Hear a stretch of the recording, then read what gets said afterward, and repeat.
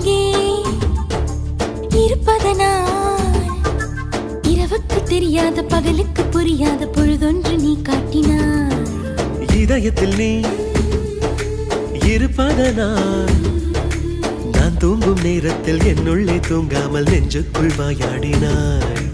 கண்ணாடி நீ கடிகாரம் நான் உன்னுள்ளே ஓடோடி வாழ்வே. காதல் எனும் கடுதாசி நீ என்றென்றும்